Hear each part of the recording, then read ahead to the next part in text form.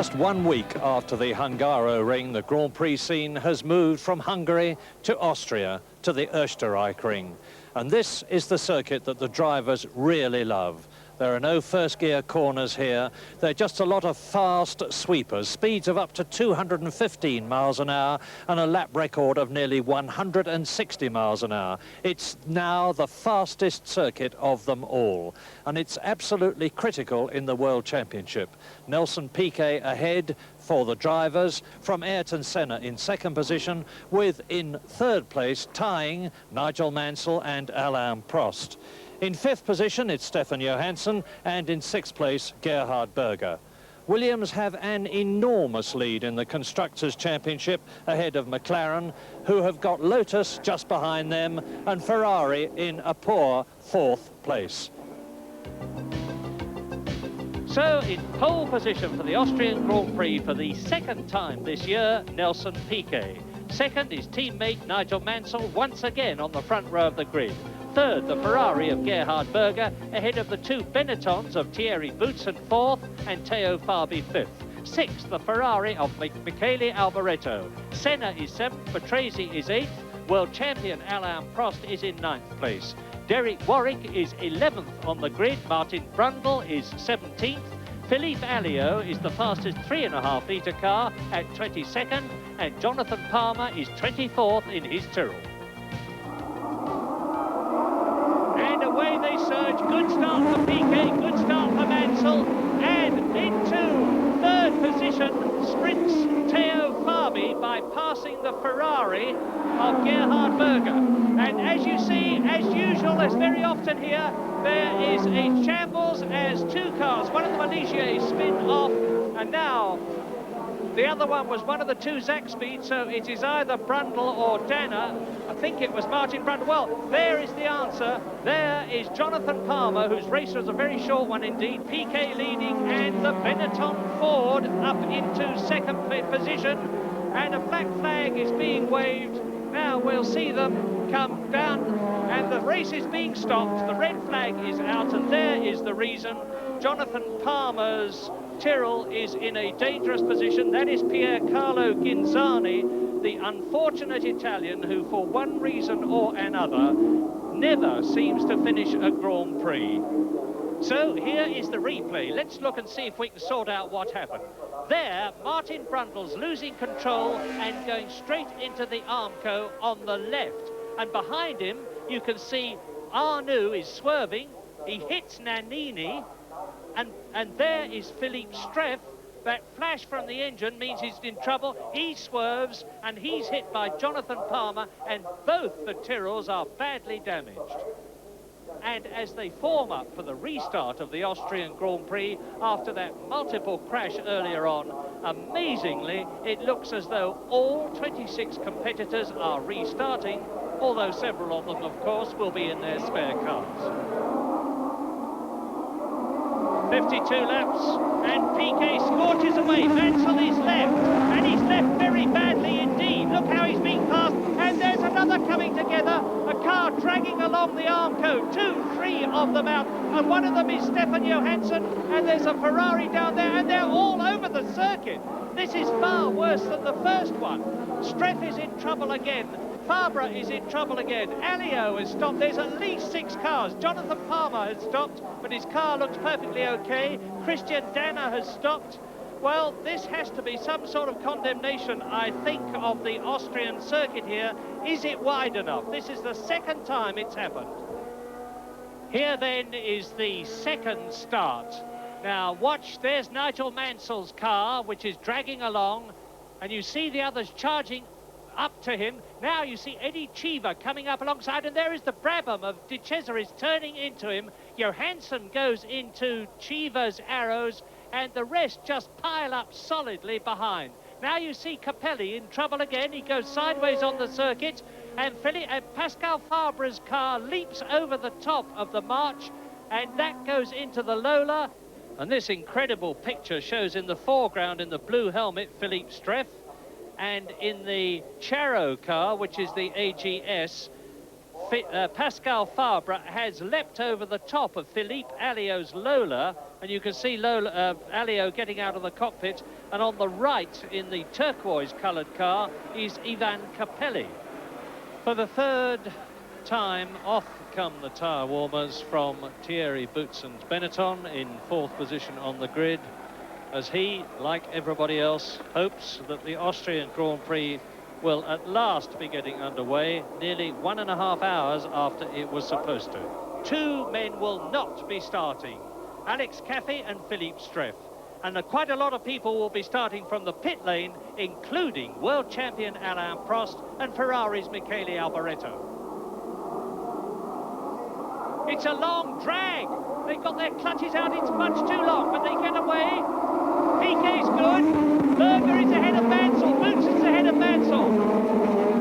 And Senna is left on the line. Senna came out in the spare car, and he had clutch problems, and he's left badly. But now we've actually got a start for the Austrian Grand Prix. Piquet, Boutsen, then the rest go streaming through, and Capelli well up.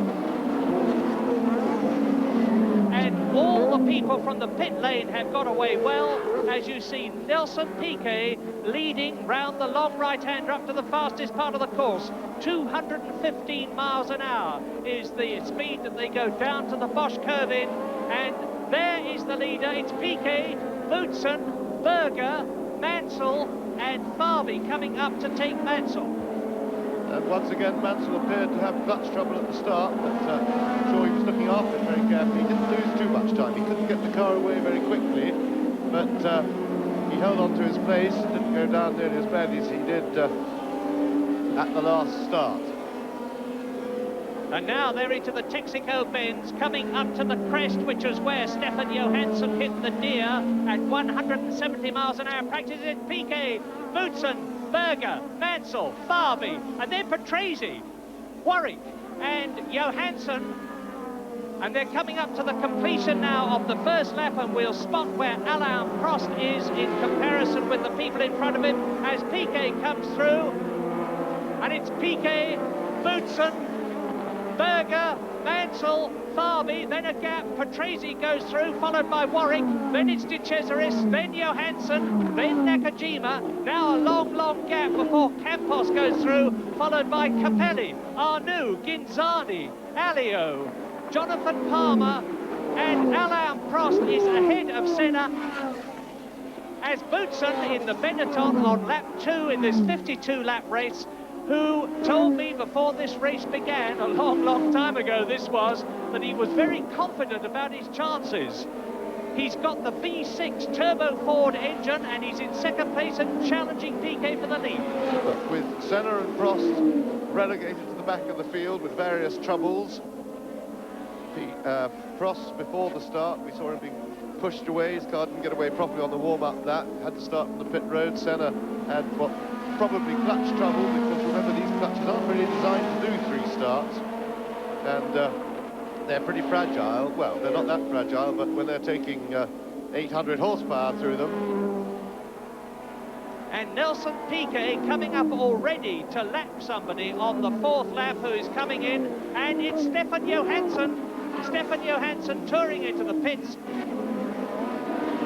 There is Berger, Mansell, Fabi, 3rd, 4th and 5th. Piquet goes through, and there is Patrese, and as the sparks fly on that big bump, Nigel Mansell is challenging Berger into the Hellenic curve. Piquet, Boutsen, Mansell is up into 3rd. Down to 4th goes Berger. In 5th position, it's Teo Fabi. Nigel Mansell is on his way. In the 2nd start, Nigel Mansell got away badly because he had a clutch problem. He has restarted in the same car, and Stefan Johansson looks as though he's out of the Austrian Grand Prix. There, look at that. That's the problem with Stefan Johansson. What a dreadful weekend. He hit a deer on Friday, he was involved in a start line accident here today, and now he comes into the pits minus a right front wheel. Mansell is starting to catch Boutsen, and the gap between Piquet leading and Mansell 3rd is about the same, 2.45 seconds. And that is Berger out of the Austrian Grand Prix from 4th position. And here comes Nelson Piquet Now, the gap was 2.45 seconds between him and Mansell. It's 2.2 now. He's lapped Fabre. There's Boutsen second, who's been caught by Mansell third. Derek Warwick in the points at sixth. Andrew De Cesaris is seventh. Nakajima is eighth. Ayrton Senna going well is ninth. Alboreto is 10th. And that is Nakajima. As I've said before, put a camera on a car and it will have trouble. Piquet crests the rise. This is lap 9 out of 52. And he is firmly in command of the Austrian Grand Prix. Boutsen over the crest in second place. You just saw Mansell clearing it in third place. And Ayrton Senna has climbed to 8th position. Ayrton Senna is really flying at the present moment. The fastest lap we have so far is Nelson Piquet, 1 minute 29.074, which is a new lap record. Michele Alboreto, I can tell you, as you watch Piquet is climbing up through the field, he has got ahead of Ayrton Senna. Mansell is the interest at the present moment. Can he catch the green, red and yellow Benetton-Ford of Belgian Thierry Boutsen? Well, certainly the leading three at the moment seem pretty evenly matched. And we have a race here in Austria. It's taken a long time to get it, but there it is. Because you are looking at Thierry Boutsen on the left of your picture in second place and Nigel Mansell on the right in third. Here is the leader, Piquet. Look at the gap. Boutsen, Mansell. This is lap 13. Mansell is catching Boutsen. Boutsen is right with Piquet. And Mansell and Boutsen are each trying to force the man in front of it to make a mistake. The gap between Piquet and Mansell is 1.4 seconds with Boutsen sandwiched in between. Two Honda-powered cars in first and third places. Now, this is Honda's 100th Grand Prix. They've won 23% of them, 23 victories, but they have never finished in Austria. Interesting, the pace amongst the three leaders has slowed up a little bit. They're now lapping at over 1 minute 30, whereas Piquet's earlier fastest lap was a 29 dead, so they're about a second a lap slower, and I would suspect that's just a bit of extra heat build up in the tyres, because the pace has been pretty fast and furious up front. But they've concertinaed up together, and we've got a battle on. It'll be interesting to see if Mansell can find the straight line speed to carry him past Thierry Boutsen, who's in second place. We know that the Honda, it would appear that the Honda is a bit quicker on the straights. So it'll be important to Boutsen to keep a little bit of space between him and Mansell. He doesn't want Mansell getting right into his slipstream within about 10 yards of the car. Lap 14, race order, Piquet, Boutsen, Mansell, and there they are. Fabre is fourth, Patrese is fifth, Senna is up into sixth position, Alboreto is seventh, down to eighth is Warwick, ninth is De Cesaris, 10th is Prost, 11th is Chiva, and the first three are about to take Christian Danner. Piquet takes him up to the Hellenic curve. Boutsen takes him, but Mansell is blocked. Mansell is going to lose time though, which will give Fabre the opportunity to close up a bit on the third place Williams Honda of Nigel Mansell.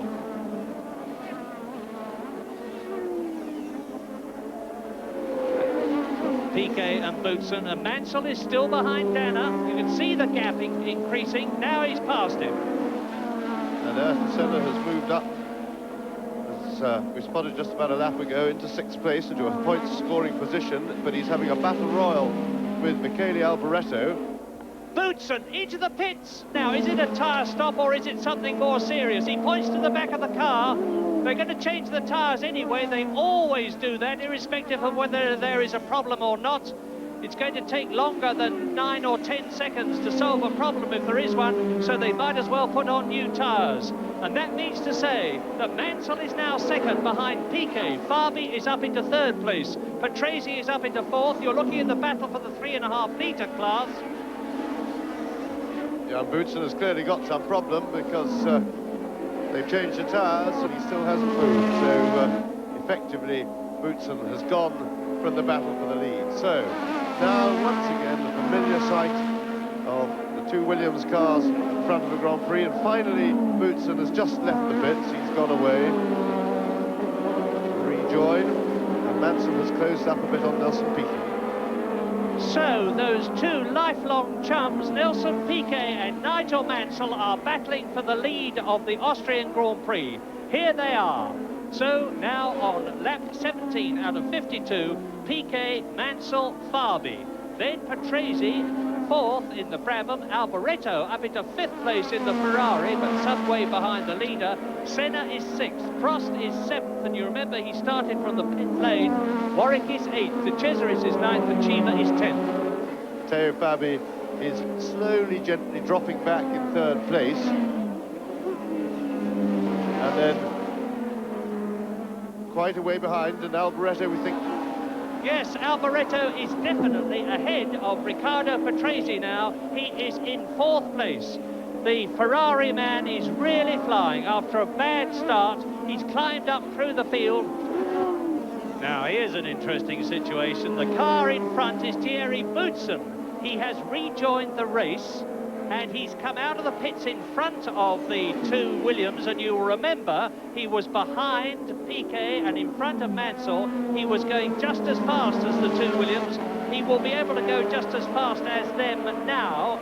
Piquet won't dare slow up because Mansell is swarming all around him, or will be shortly, and that would allow the Englishman through, which Piquet would like not at all. Boutsen's problem was gearbox. So how they've been able to solve a gearbox problem, unless it was a sticky selector or something as simple as that, as quickly as they have, I don't know. But they've obviously cured it. So there goes Boutsen, and Piquet, you can see, is pushing it.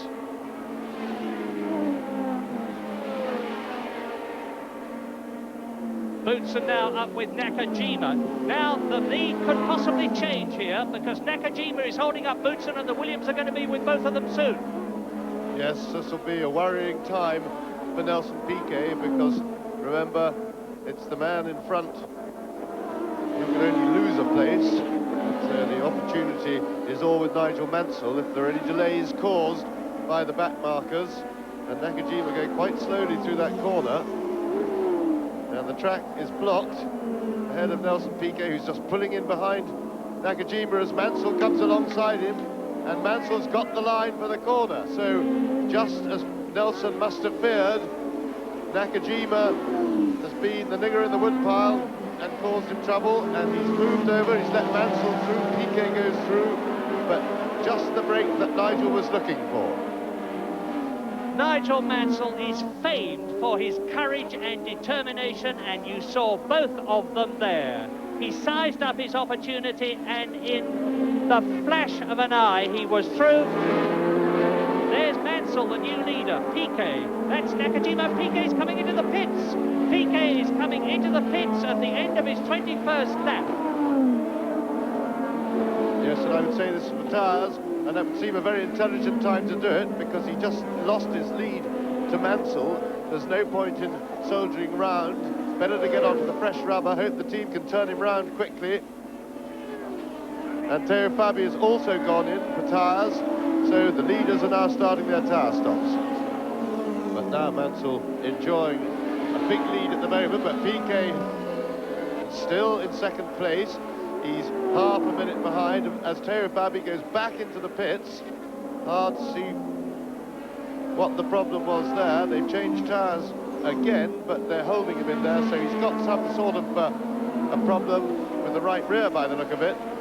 So a great shame for the Benetton team who had threatened to do so well. And there is Alain Prost, who has moved up into sixth place now. He just passed Riccardo Patrese, and in fact that puts him fifth because of course they've passed Fabi, who was sitting in the pits. You're looking at the man now who won the Austrian Grand Prix in 1983 and 85 and 86, so it's by no means inconceivable that he can make a hat-trick out of it. Well, Mansell's continuing to pull away from Piquet, or he did on that previous lap, and there is Prost coming into the pits, so that hopefully is just the routine tyre stop.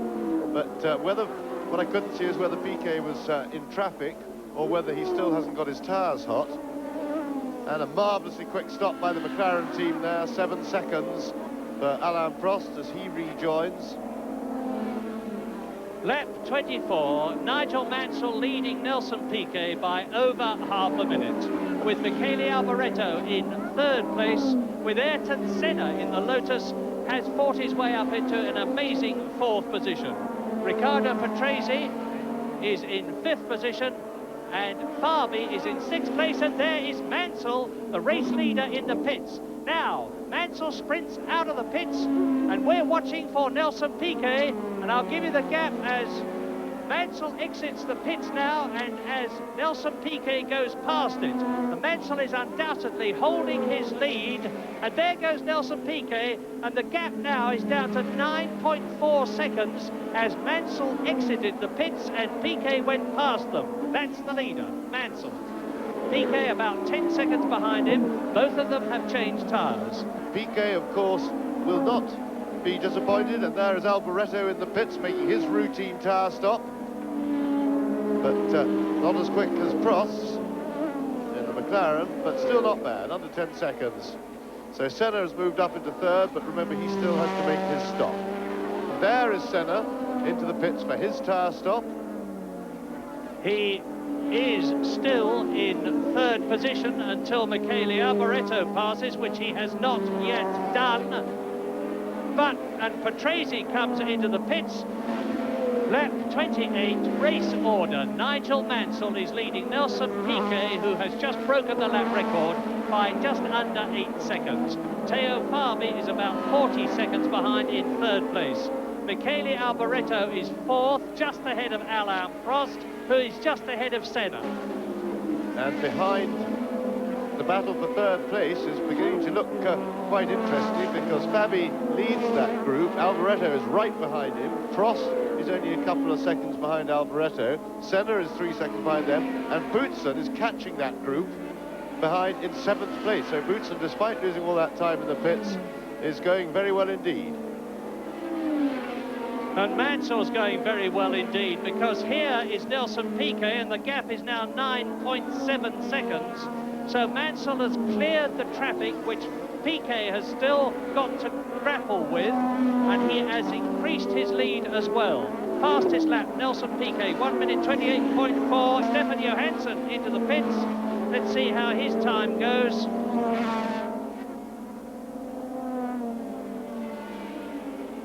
Trouble with the right front, and the seconds are ticking away for the unfortunate Stefan Johansson, who was down in 18th position. Don't forget, that was the one that was damaged when he came in previously. Yes, it's definitely not Stefan's weekend, and not really McLaren's, although Prost is out there doing his best. There is Michele Alboreto, and that's Fabi in front of him, so that is the battle for third place, and you see Prost right behind them. So the three of them are very close indeed, and Senna is only another 3 seconds behind Alain Prost, with Boutsen some 6.5 seconds away. So we've got the potential for a 5-car fight for third place. Nelson Piquet is dropping back. The gap between Mansell, the leader, and Piquet second is now nearly 14 seconds. Look at this battle now for third place. They're all nose to tail, and Alboreto leaving black stripes on the road as he pulled out. And I think that Fabi is in trouble, because the two of them went past him rather easily, with Prost right on Alboreto's tail. Well, Fabi certainly ran wide there, but now Michele Alboreto in the rejuvenated Ferrari is up into third position behind Mansell and Piquet, and Prost is now up into third place. The amazing Alain Prost, the man you can never discount, the man who won last year, the year before, and in 1983 in Austria, is now up into third position, having started from the pit lane. That is Michele Alboreto down to fourth position. Fabi is in fifth place, and Senna is catching Fabi, and he's sixth. Yes, and I must say, I would think after the trials and tribulations that Prost has suffered this weekend, if he can hold on to that place, because I'm sure he doesn't feel he's got any chance of catching the Williams, he's a long, long way behind. If he can just hold on to that, I reckon that you'll have to say that was a pretty good result for such an awful weekend. But he's got plenty of work to do yet, because got Alboreto right behind him, Fabi right behind him, Senna not very far away at all, and Boutsen not far behind the whole group, so he's got a lot of work to do yet. And there is Eddie Cheever, who is out of the race.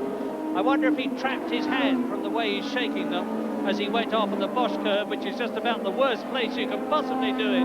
But Eddie Cheever, in the arrows, exits the Austrian Grand Prix. And Nelson Piquet has dropped well back on Nigel Mansell now. He's nearly 22 seconds behind him, and it looks to me as if he's driving for 6 points in second place. Race order, lap 33 now. Mansell leading, Piquet is in second position. It is still Prost in third place, of course. You look at the battle for fourth and fifth. And there is Alboreto. Martin Brundle, meantime, has come into the pits. Alboreto fourth. Farby fifth, has got Senna sixth right behind him. Look, up to the crest. Prost is third. There he is. Alboreto. Senna is through and ahead of Farby, who has now lost 3 places, and as James says, it looks as though he's got some sort of a problem. You can see how far Mansell is ahead when I tell you that as you look at him now, we're still waiting for the third place man to come through at the end of, there he goes, Prost at the end of his 35th lap, and Alboreto is in 4th place, Farby is in 5th position. So where is Ayrton Senna? Ayrton Senna, who was in 5th position, and now we've had Boutsen go past, so Senna has struck some sort of a problem. There he is, and the whole of his front nose wing is missing, and it's going to be very difficult to put that new one on, because a bar has to split into a groove on the front of the nose. Let's see. The footbox doesn't appear to be damaged, but it's going to be very difficult to fit that wing. Well, it looks as if he's had either contact with another car, which presumably would have been the back of Alboreto, or he's had a spin and just biffed the nose on the barrier, because that would appear to be contact damage. And Andrea de Cesaris is out of the race yet again. Andrea de Cesaris has started in 10 Grand Prix this year. He finished third in Belgium, and he's failed to finish in all the others, including this one. Now, lap 43 then. Mansell leading, Piquet second, Prost, there he is in third place. Alboreto is fourth, just ahead of Farby, with Boutsen in 6th place. Mansell has lapped everybody up to Boutsen. This is Prost. Watch him exiting the Jochenrindt curve, starting his 43rd lap, going very, very slowly. Now, let's watch the car behind. That's Christian Danner, and there is the Benetton. I think Prost has got a major problem. Yes, he certainly has. Oh, sounded like an engine problem. He slowed right down, so Prost really having a pretty bad season. Nothing much going right for him. There's Alboreto, he's touring, so all of a sudden the race is falling apart. Mansell continues to lead, Piquet is second, Prost is in trouble, Farby is up to third, Boutsen is up to fourth, Alboreto, who was fifth, is now into the pits, and it looks to me, as he stops opposite us, as though it is, yes, he's out. Mansell continues to lap very quickly, continues to pull away at the front of the field, and that looks like Patrese going pretty slowly, so Patrese in trouble, and really suddenly they're dropping out like flies. Number 5, Nigel Mansell on his way to his 4th very well-deserved Grand Prix victory of this year, as into the pits comes the Brabham BMW of Riccardo Patrese. Nigel Mansell leading, Nelson Piquet is second, Theo Farby is in third position. Both the Benettons are in the top 4 places because Boutsen is in 4th place. Alain Prost, still circulating slowly, is in 5th position, and now Senna has come up into the leaderboard again, with Patrese out and Alboreto out. And Ayrton Senna has just put in a 1:28.6 lap, which is is a very quick lap at this stage of the race, so he is chasing hard to catch Alain Prost. So Senna, who has had a pretty unhappy afternoon, persevering to the last and really charging after Alain Prost to try and pick up that extra point. Now, Nigel Mansell is on his last lap of the Austrian Grand Prix, having lapped the third-place man, Tyrrell-Ford. It will be a brilliant win for the Englishman, who has yet again underlined his superiority not only over everybody in the race, but especially over his teammate Nelson Piquet, and that will be superb for him. Yes, once again we've seen a two-horse race really between the two Williamses. The Benettons and Berger's Ferrari in the early stages threatened to stay with them, but only for a short time. Mansell had a pretty straightforward win, and how well he deserved it after such bad luck at the previous two Grand Prix in Hockenheim and then in Hungary. So Mansell really deserves this victory, and a quiet afternoon's work it's been after a couple of scares at the start. He had clutch trouble in the first restart, and his clutch certainly wasn't at its best in the second restart, but he got away, kept his head, caught Nelson Piquet, was helped a bit by the traffic to get past him, and then just roared away from him. Piquet, I know, didn't put up a fight because he wanted the 6 points for second place, but it was another fine demonstration by the Williams team. And here he is, completing the 52nd and last lap of the Austrian Grand Prix. And as Nigel Mansell crosses the line to win, there is no checkered flag. He's gone on to his 53rd lap. But I'm sure he's won. And here, subject to official confirmation, are the first 6 places. Victory for Nigel Mansell, Nelson Piquet second, Tyrrell-Ford in third place, and Thierry Boutsen fourth. And Ayrton Senna did get past Alain Prost to take 5th position, and Prost took that last World Championship point in 6th place. In the Drivers' Championship, Nelson Piquet still leads. Ayrton Senna is still in 2nd position, but now Nigel Mansell is alone in 3rd place ahead of Alain Prost, who is 4th. Williams, of course, even further ahead of McLaren in the Constructors' Championship, and Lotus in 3rd place are now only 1 point behind McLaren. Nigel, first of all, will you carefully and slowly take your hat off? You've got an enormous bump on your head. Can you let them see it? I don't know whether... There you go. Right up there. Oh, I'm sorry. What has happened?